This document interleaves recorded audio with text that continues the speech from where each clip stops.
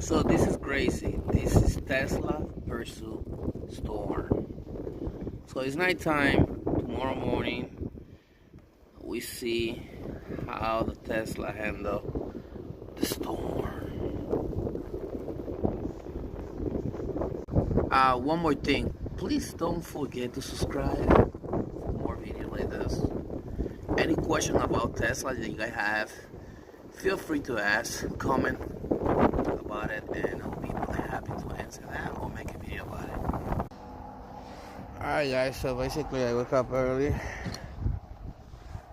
than what I was planned to. So this is basically the storm. And the car is clean because of the snow. So I woke up a little earlier than anticipated. Temperature is 16, minus